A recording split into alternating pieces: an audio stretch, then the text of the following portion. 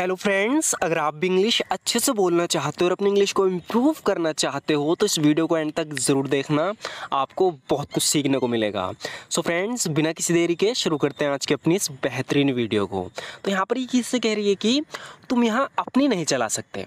देखो, कोई आदमी है जो यहाँ सबसे कह रहा है कि तुम मेरे हिसाब से चलो, यानी जैसा मैं कहता हूँ वैसा करो। तो इससे कह रही है कि तुम यहाँ अपनी नहीं चला सकते। इस इंग्लिश में बोलेंगे you can't have your way here. You can't have your way here, यानी तुम यहाँ अपनी नहीं चला सकते। You can't have your way here. तुम चाहते हो कि हम तुम्हारे हिसाब से चलें। You want us to act according to your wishes. You want us to act according to your wishes, यानी तुम चाहते हो कि हम तुम्हारे हिसाब से चलें। You want us to act according to your wishes. मैंने उससे ऐसा नहीं करवाया। इस पर इल्ज़ाम लगाया जा रहा है कि तुमने किसी से कुछ करवाया है, तो कह रही कि नहीं, मैंने उससे ऐसा नहीं करवाया। तो जब भी हम किससे कहते हैं कि मैंने उससे ऐसा नहीं करवाया, तो इसे इंग्लिश में हम इस तरीके से बोलेंगे I didn't have him do that. देखो, हैव का हमने यहाँ क्यों यूज़ किया, हम बोल रहे हैं कि I didn't have him do that. Have एक पॉजिटिव वर्ब है यहाँ पर, जैसे कि मेक और गेट होता है ना पॉजिटिव वर्ब, किसी से कुछ करवाते हैं तो उसके लिए हम या तो मेक का यूज़ करते हैं या हैव का या गेट का। तो यहाँ पर हमने हैव का यूज़ किया है। यहाँ पर ये कह रही है कि मैंने उससे ऐसा नहीं करवाया। I didn't have him do that. उसने ये अपनी मर्जी से किया था। इस इंग्लिश में हम बोलेंगे he did this out of his own free will. He did this out of his own free will, यानी उसने अपनी मर्जी से किया था। He did this out of his own free will. हमें थोड़ी और ज़्यादा मेहनत करने की ज़रूरत है। अब यहाँ पर सिचुएशन ये है कि ये कोई काम करने की कोशिश कर रहे हैं लेकिन ये उसे पूरा नहीं कर पा रहे क्योंकि पूरी मेहनत नहीं कर रहे उसमें। तो किससे कह रही है, अपनी दोस्त से, कि हमें थोड़ी और ज़्यादा मेहनत करने की ज़रूरत है। तो इस इंग्लिश में हम इस तरीके से बोलेंगे we need to put in a little more effort. We need to put in a little more effort. अब यहाँ पर एफर्ट का यूज़ हुआ है प्रयास के लिए, पुट इन है ना, यहाँ पर पुट इन का यूज़ हुआ है, ध्यान से देखना। We need to put in a little more effort, यानी हमें थोड़ी और मेहनत करने की ज़रूरत है। इसकी दोस्त कह रही है कि मैं इससे ज़्यादा मेहनत नहीं कर सकती। I can't put in more effort than this. I can't put in more effort than this, यानी मैं इससे ज़्यादा मेहनत नहीं कर सकती।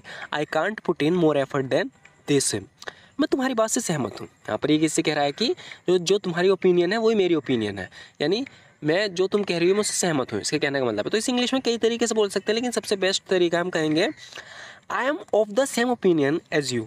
आई am of the same opinion as you, यानी मैं तुम्हारी बात से सहमत हूँ। I am of the same opinion as you. मैं तुम दोनों से सहमत नहीं हूँ। अगर हमें इस तरीके से बोलना हो कि मैं तुमसे सहमत, यहाँ पर तो ये कह रहा है कि I am of the same opinion as you, यानी मैं तुम्हारी बात से सहमत हूँ। यहाँ पर ये किससे कह रही है कि मैं तुम दोनों से सहमत नहीं हूँ। इस इंग्लिश में बोलेंगे I disagree with both of you.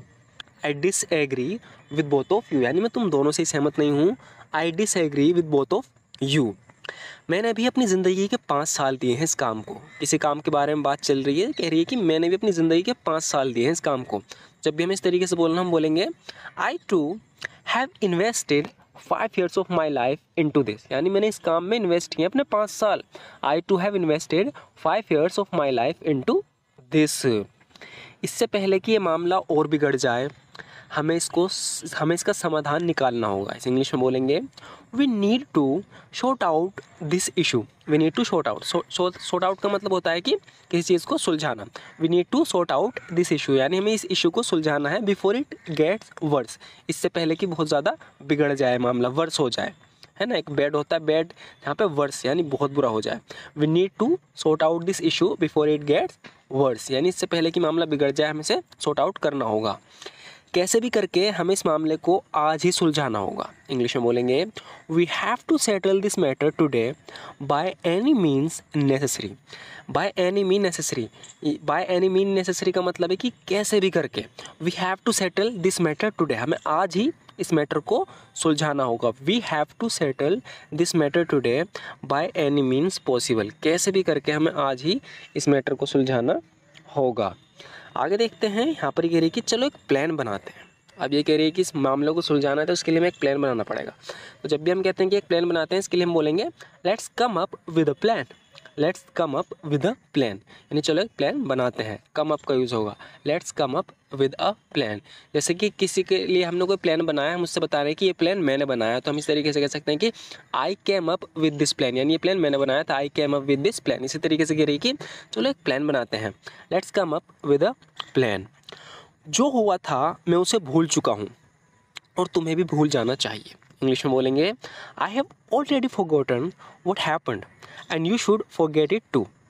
I have already forgotten यानी मैं पहले भूल चुका हूँ, व्हाट हैपेंड जो हुआ था, and you should forget it too और तुम्हें भूल जाना चाहिए। लेकिन इससे भी बेहतरीन तरीका है, हम इस तरीके से कहेंगे I have moved on from what happened यानी जो हुआ था मैं उससे मूव ऑन कर गया यानी आगे बढ़ गया भूल भाल के। I have moved on from what happened and you should also move on और तुम्हें भी मूव ऑन कर जाना चाहिए यानी तुम्हें भी भूल के आगे बढ़ जाना चाहिए। किसी चीज़ को भूल के उससे आगे बढ़ जाओ ज़िंदगी में तो उसके लिए मूव ऑन का हम यूज़ करते हैं। कह रहा है कि यहाँ पर I have moved on from what happened यानी जो हुआ था उससे मैं मूव ऑन कर गया आगे बढ़ गया, and you should also move on और तुम्हें मूव ऑन कर जाना चाहिए। कुछ बातें आसानी से भुलाई नहीं जाती। इसकी बात सुन के कह रही है कि certain things are not easily forgotten. Certain things are not easily forgotten यानी कुछ बातें आसानी से भुलाई नहीं जाती। Certain things are not easily forgotten. मैं समझ सकती हूँ कि जब कोई अपना धोखा देता है तो कैसा लगता है। इस इंग्लिश में बोलेंगे I understand what it's like when someone close deceives you. I understand what it's like when someone close deceives you यानी जब कोई अपना डिसीव करता है ना, धोखा देता है। डिसीव का मतलब है धोखा देना। जब कोई अपना डिसीव करता है, धोखा देता है तो मैं समझ सकती हूँ क्योंकि इसे भी किसी अपने ने धोखा दिया, इसलिए बोल रही है कि I understand what it's like when someone close deceives you. मुझे इस वक्त पैसों की बहुत सख्त ज़रूरत है। इंग्लिश में हम कह सकते हैं कि I M in desperate need of money at this time. I am in desperate need of money at this time यानी इस वक्त मुझे बहुत सख्त ज़रूरत है पैसे की।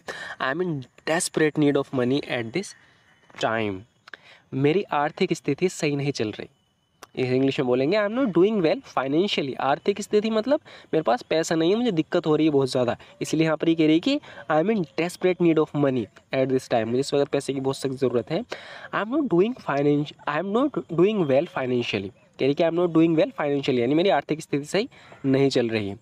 मैं तुमसे मदद नहीं मांगती अगर मेरे पास कोई और ऑप्शन होता। यहाँ पर ये इसके पास मदद के लिए आई है। ये कह रही है कि मैं मजबूरी में आई हूँ तुम्हारे पास, अगर मेरे पास कोई और ऑप्शन होता मैं तुमसे मदद नहीं मांगती। इंग्लिश में बोलेंगे I wouldn't ask for your help. तो आस्क का यूज़ होगा ask for your help. I wouldn't ask for your help if I had another option. अगर मेरे पास कोई और ऑप्शन होता तो मैं तुमसे मदद नहीं मांगती। सेकंड कंडीशनल है क्योंकि यहाँ पर वुड का यूज़ हो, वुड हैव का यूज़ होता, वुड हैव और उसके बाद वर्ब की थर्ड फॉर्म तो थर्ड कंडीशनल होता है। थर्ड कंडीशनल हम तब यूज़ करते हैं जब कोई चीज़ हो जाती है, लेकिन यहाँ पर कुछ हुआ नहीं है। यहाँ पर कह रही है कि मैं तुमसे पैसे नहीं मांगती अगर मेरे पास कोई और ऑप्शन होता। I wouldn't ask for your help if I had another option. Second conditional है इसलिए यहाँ पर हैड का यूज़ हुआ है।